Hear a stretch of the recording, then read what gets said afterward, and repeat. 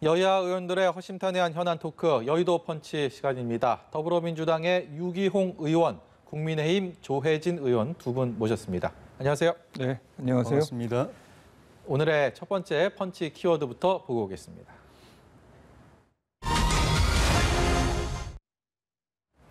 주로 신문 경제면에 주로 장식했던 이스타 항공 문제가 최근에 이제 정치권, 정치면으로까지 옮겨 붙고 이제 확산되고 있습니다. 600명이 넘는 인원들을 정리해고하고 그 후폭풍에 이스타 항공 창업주 더불어민주당의 이상직 의원 아닙니까? 네. 여기에 대한 책임 공방이 일어나고 있는데요.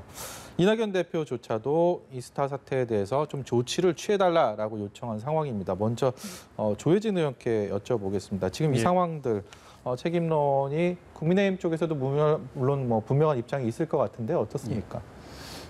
그 전에는 이 소유관계 이스타 항공의 소유주가 이스타 홀딩스의 대주주인 딸과 아들 것으로 되어 있는데 그 두 자녀가 이스타 홀딩스의 지분을 취득할 당시에 나이가 26, 또 17 이런 나이였기 때문에 실질적으로는 이제 아버지인 이상직 의원이 실소유주고 그건 이제 차명으로 소유하게 한 것 아닌가 하는 그런 의혹들부터 이제 쭉 진행되다가 요 근래에 코로나 전후해서 이스타 항공이 경영이 어려워지면서 이제 매각 논의가 있고 또 매각을 쉽게 하기 위해서 정리해고하는 구조조정 정리해고하는 과정에서 이제 그 노동자들의 피해가 발생하고 하면서 이제 그 문제까지 같이 대두가 됐고 시급한 문제는 사실 이 구조조정 정리해고 그로 인한 피해자들이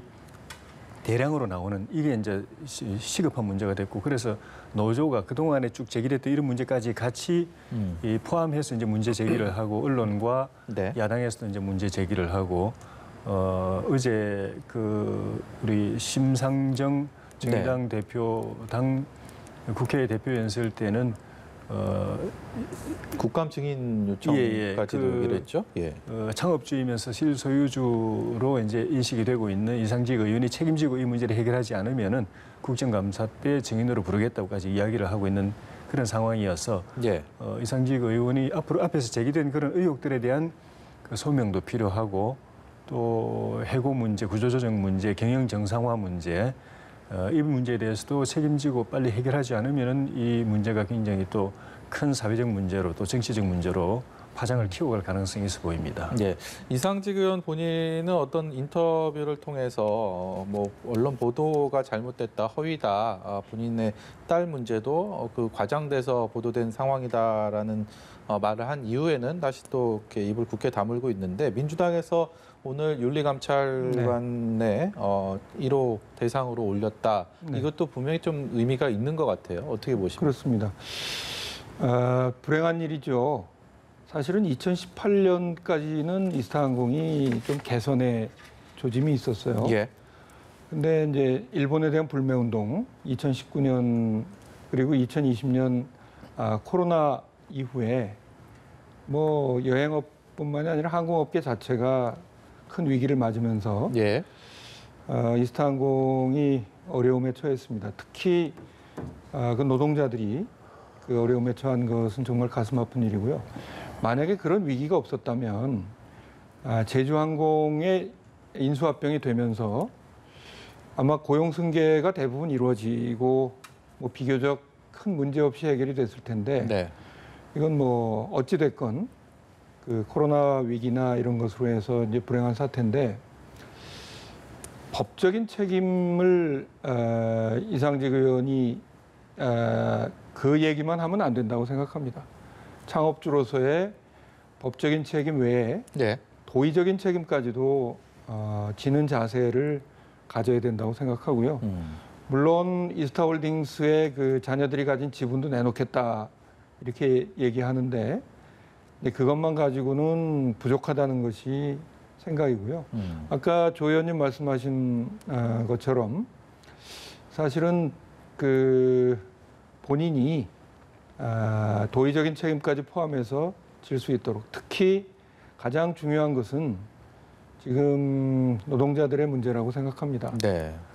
윤리감찰단은 이번 전당대회에서 민주당이 이제 만든 기존의 윤리심판원은 누가 제기한 문제에 대해서 심의하는 기능을 가졌다면 윤리감찰단은 선제적으로 선출직 당직자라든지 고위 당직자들의 어떤 문제를 선제적으로 해결하기 위해서 노력하는 단위인데 이낙연 대표가 아마 취임하시고 나서 가장 첫 번에 이상직 의원 문제를 다루는 것은 민주당이 이 문제를 책임 있게 좀 해결해 나가겠다 하는 의지를 밝힌 것이라고 생각합니다.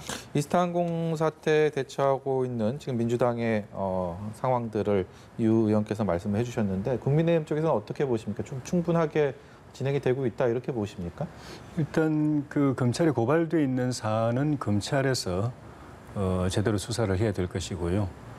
횡령, 배임, 또 자본시장법 위반 이런 혐의로 고발이 되어 있는데 그에 대해서 검찰이 제대로 수사를 해야 될 것이고 민주당에서 규명할 수 있는 부분은 이제 법적인 부분은 한계가 있을 것이고 강제 수사권이 없기 때문에 그 이외에 그동안에 제기된 여러 의혹들에 대해서 가능한 범위 안에서 사실관계를 규명하고 또 책임을 따지고 거기에서 어떤 법적인 책임을 져야 될 문제까지 나오면 그에 대해서도 또 당 차원에서 법적인 조치 또 있어야 될 것이고 당헌 당규에 따른 징계 조치도 또 있겠죠. 중요한 거는 어느 정도 이제 자기 식구 감싸기의 그런 그 부담에서 벗어나서 엄정하게 사실과 법적인 문제, 책임 소재를 규명하느냐 하는 이제 그 문제가 중요할 것 같습니다. 그런데 민주당에서 저렇게 할 정도면 이 문제가 심각하다는 걸 당 차원에서도 인식을 하는 것 같아요. 예. 또 제기된 의혹 가운데는 이제 문재인 대통령과 직접 관계되어 있는 부분, 예를 들면 문 대통령이 캠프에서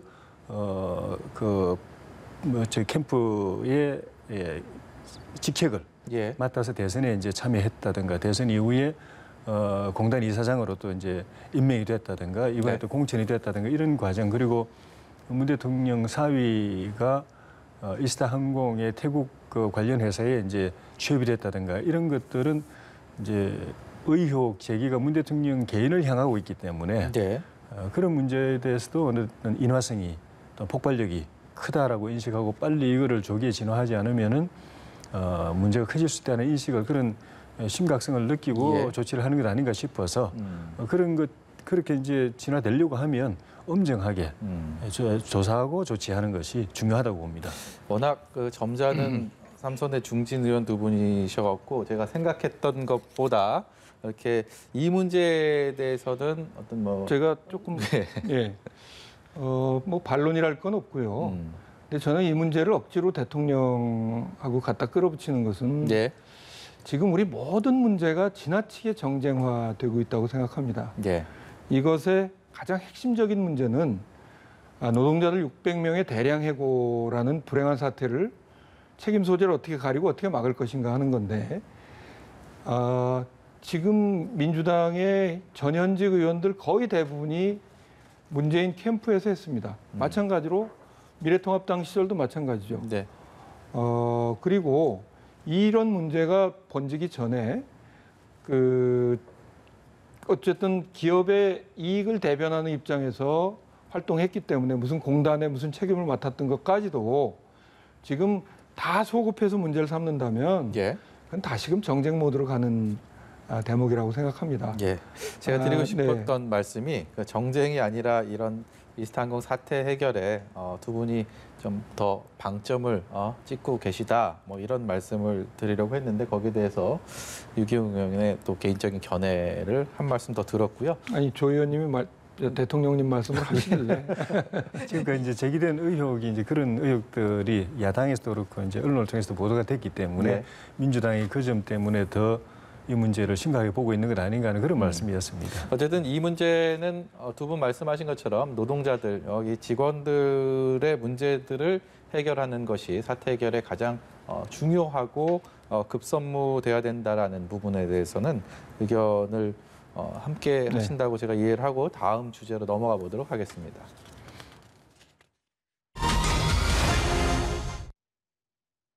네, 백신, 코로나19 백신이 아니고요. 독감 백신입니다. 갑자기 독감 백신이 핫해졌습니다. 정치권에서. 이게 4차 추경안 처리 과정에서 예상치도 못했던 독감 백신이 여야의 또 정쟁의 소재로 떠오르는 상황입니다. 일단 뭐 사태 이 상황의 배경들 다들 많이 아시겠지만 정부에서 통신비 2만 원을 사실상 전 국민에게 지원하겠다라는 4차 추경안 안건 중에 하나가 일부에서 그 부분에 대해서 반대를 하면서 차라리 독감 백신을 맞추는 게 낫지 않겠느냐라는 국민의힘 쪽의 주장이 제기되면서 이게 정쟁 상황으로 이어지고 있는데 이 또한 조 의원의 말씀을 먼저 들어봐야 될 것 같습니다. 예. 저희 당은 4차 추경 편성할 때 그리고 그 2차 긴급 재난 지원금 이제 논의될 때 이번에는 정말 피해를 입은 분들, 정말 힘들게 지내는 분들, 코로나 때문에 어려우신 분들에게 선택적으로 집중해야 된다. 이제 전 국민에게 지급하는 1차 지원금처럼 그렇게만 안 하면 안 된다. 그렇게 이야기를 했고 민주당도 대체적인 의견이 그렇게 당정이 모아져 가지고 이제 맞춤형이라고 이제 명칭도 민주당과 그 정부가 그렇게 전체 국민이 아니다. 꼭 필요한 국민들에게 맞춤형으로 지원한다라고 이제 가다가 느닷없이 이렇게 통신비 2만 원씩은 2만 원은 전 국민에게 지급한다 이렇게 나오니까 우리 김종인 비대위원장께서 전 국민에게 지급한다고 한다면은 더 시급한 게 오히려 통신비가 아니라 그 독감 백신 접종이다. 원래 이제 일부에서 의료계 쪽에서 이번 겨울에 독감은 여느 때보다도 굉장히 그 독한 감기일 가능성이 있다라는 그런 예고가 있는데다가 코로나까지 겹치니까 이거는 여느 해의 독감보다도 더 심각한 독감으로 예상이 된다고 해서 사실 절실한 문제이고 통신비에 비하면은 훨씬 더 시급한 문제이기 때문에 굳이 전 국민에게 꼭 줘야 된다면 이게 오히려 더 우선적이다라고 이야기를 했는데 그 민주당에서 이걸 전향적으로 그것 또한 검토해 볼 수 있다. 이래 되니까 이게 이제 논의 대상이 됐고 민주당은 당에서 제기했던 2만 원 통신비 지원하고 이거하고 둘 다 해보자라는 거고 저희 당 입장은 둘 다 하려면은 기존에 어려운 계층에게 주기로 했던 걸 일부 빼내서 쓰든지 아니면 그렇게 안 하려면은 국채를 더 발행해가지고 추경 심의 과정에서 또 긴급재난지원금 심의 과정에서 더 올리든지 이렇게 해야 되는데 그건 어렵지 않느냐는 게 제 입장에서 약간 좀 엇갈리는 상황인 것 같습니다. 만약에 통신비 2만 원이 그 얘기가 아예 없었다면 그때도 독감 백신의 전 국민 접종의 필요성을 국민의힘에서 제시했을까요? 안 했을 것 같아요. 그리고 저희가 이야기하는 것도 전 국민은 아니고 어차피 5천만 중에 1,900만은 무료로 접종하게 돼 있고 거기다가 추가로 가능한 범위 안에서 독감 백신이 3천만 명분이 있다고 하니까 그럼 한 1,100만 명분 정도는 무료로 또 할 수 있지 않는가 하는 그런 논의였습니다. 유 의원의 반론 들어보겠습니다. 지금 조혜진 의원님 말씀하고 조호영 대표가 얘기하는 건 좀 다른 것 같아요. 제가 보기에는. 뭐 통신비 2만 원 얘기는 뒤에 좀 다시 드리겠습니다만 사실 이 문제를 제가 보기엔 지나칠 정도로 조롱하고 비판하면서 전 국민 독감 백신 얘기를 했습니다. 근데 저는 좀 유감스럽게 생각하는 것은 전문가 몇 사람한테만 자문을 구했어도 이것은 불가능한 대안이다 하는 것을 아셨을 텐데 전 국민이라면 5천만 명한테 다 놓자는 거죠. 그런데 아시지만 이 독감 백신은 적어도 6개월 이전에 주문해서 생산이 완료돼 있는 상태여야 되기 때문에 지금 전 국민 백신을 주장한다고 해서 실현이 불가능한 거죠. 지금 3천만 명분이 확보가 돼 있는데 국민의힘에서 그렇게 주장을 하니 그럼 우리가 그걸 전향적으로 하겠다고 하는 건데 사실 난점이 있습니다. 저는 통신비는 포퓰리즘이고 전 국민 독감 백신은 포퓰리즘이 아닌지 의문스러운데 사실 그것도 저는 일종의 포퓰리즘이라고 생각합니다. 그런데 어쨌든 있는 현실은 지금 독감 백신이 3천만 개가 확보돼 있어요. 그러면 1,100만 명을 어떻게 선정할 건가 하는 문제가 생기는 거죠. 예. 나머지 3,100만 명 중에서 예. 5천만한테 한다고 하면 저는 거기서 발생하는 행정력의 낭비, 그 선별해야죠.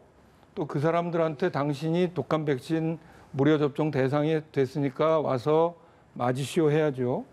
거기 빠진 사람들의 항의를 다 받아줘야죠. 지금 공무원들이 사실은 거의 과로사 직전 상태입니다. 예. 그런 점에서 이 독감 백신 전 국민 접종은 우선 현실에도 맞지 않고 그리고 지금 행정력이나 여러 가지를 감안할 때 불가능한 대안을 제시했다는 점에서 이건 역시 포퓰리즘이고 좀 사리에 맞지 않는 제안이다 하는 것인데요. 네. 이제 시작이 된 건 통신비 2만 원 문제입니다. 저는 이 몇 가지 좀 허위 사실을 좀 바로잡을 필요가 있다고 생각하는데 우선 통신비가 그렇게 급한가? 지금 전국에 있는 아이들이 원격 수업을 받고 있는데요. 집에 와이파이가 안 되는 아이들이 많습니다. 심지어는 학교에도 와이파이가 설치되어 있지 않은 경우가 많아요. 그러면 그런 아이들이 원격 수업 받기 위해서는 핸드폰 데이터를 사용할 수밖에 없습니다. 예. 지금 이것보다 더 시급한 문제가 어디 있습니까? 통신사에 1조 원을 준다? 저는 이거 정말 잘못된 선동이라고 생각합니다. 1차 재난지원금 때도요. 많은 국민들이 카드사를 통해서 받았어요. 그러면 그 많은 돈을 카드사에 준 겁니까? 지금 이것이 통신사로 들어가더라도 결국 2만 원씩 다 국민들에게 공평하게 나눠지는 것이고 정말 와이파이가 없어서 원격 수업 받는데 어려움이 있는 아이들한테는 그리고 언택트 사회에서 늘 데이터 부족에 시달리는 국민들한테는 이것보다 더 시급한 일이 없다. 그런데 이것을 좀 왜곡된 말, 통신사에 들어간다. 그리고 뭐 저소득층들은 어차피 할인받고 있는데 혜택을 못 받는다. 그것도 아닙니다. 할인해서 5천 원만 만약에 매달 내고 있다면 2만 원이면 넉 달치 통신비가 해결되는 거예요. 그런 분들한테는. 저는 그런 점에서 제 가족이 4명입니다. 딸 둘까지 포함해서.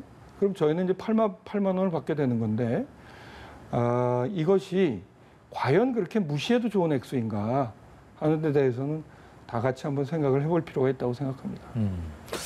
어쨌든 이 백신도 그렇고요. 여기에 이제 통신비까지 이게 이제 뜨거운 감자가 되면서 4차 추경안 처리 여야가 합의를 할 수 있느냐. 지금 22일 다음 주 화요일 날 뭐 통과할 것이다라는 얘기가 어제 저녁까지는 나왔는데 오늘 기류는 반드시 합의한 건 아니다. 아직까지 좀 논의하고 접점을 찾아야 할 부분이 많다라는 뉘앙스의 얘기가 민주당이 아닌 지금 국민의힘 예결위 간사가 맡고 있는 추경호 의원 통해서 나왔습니다. 예. 여전히 뭐 좀 갈 길이 좀 가시밭길이다 이렇게 봐야 되겠습니까? 어떻습니까? 저는 그렇게는 생각하지 않습니다. 이게 논의해서 접점을 찾고 절충을 해야 될 문제이긴 하지만 결정적인 문제는 아니기 때문에 예. 저도 예결위 소속이고 또 소위에서 심사를 담당할 이제 그 위원 중에 한 사람이지만은 제가 그걸 다루게 될 경우에도 접점을 찾아보되 안 되더라도 긴급하게 빨리 지원한다. 가급적 추석 전에 집행이 되도록 해야 된다고 하는 그 원칙을 흔들어서는 안 된다는 게 제 개인 생각이고 그건 다수 의원들이 뭐 비슷한 생각이 아닐까. 다만 이제 추경호 우리 그 예결위 간사 말씀은 아직 그 문제가 이게 정리가 된 게 아니다라는 뜻이지 이게 안 되면 뭐 미뤄도 좋다라든가 뭐 추석 이후로 해도 좋다라든가 그런 말씀은 제가 이제 못 들었기 때문에 그런 뜻이 아닌가 싶고 좀 전에 말씀도 있었던 대로 저희가 김종인 원내 그 비대위원장이 이야기하셨던 거는 급한 게 그거보다는 이거다라고 말씀한 거지 이 백신 접종을 전 국민에게 하자라고 대안으로서 딱 구체적으로 제시하셨던 건 아닌 것 같고 그리고 그 직후에 정세균 총리께서 백신은 제한되어 있기 때문에 유기용 의원님 말씀처럼 제한되어 있기 때문에 정말 의료 취약자, 건강 취약자들에게 접종하고 뭐 젊은 사람들이나 상대적으로 건강한 사람들은 독감 증상이 있으면 타미플루가 충분히 또 확보되어 있으니까 그걸로 올 겨울 독감 대책은 충분하다라고 해서 그걸로 정리가 됐습니다. 저희도 뭐 그걸 구체적으로 뭐 직접적으로 전 국민에게 접종하자라고 공식적으로 제기한 건 아니었기 때문에 그런데 이제 민주당이 그걸 긍정적으로 이야기하면서 전체는 아니더라도 1,100만 명 정도한테는 또 선별해서 줄 수도 있다. 선별하는 거는 지금 그 긴급 재난 지원금도 거의 한 10개 항목별로 아주 촘촘하게 다 구분해 가지고 지급하는 거기 때문에 그 구분 선별해 가지고 지급하는 거기 때문에 그런 노력에 비하면은 이거는 건강 취약계층들 또 경제적 취약계층들 뽑아내는 건 저는 그보다 훨씬 더 쉽다고 보여지기 때문에 여야가 합의하면 집행하는 데는 어려움은 별로 없지 않을까 하는 생각이 듭니다. 뭐 예결 소위위원이신 조혜진 의원님이 저렇게 말씀하시니까 저도 이제 안심이 됐는데요.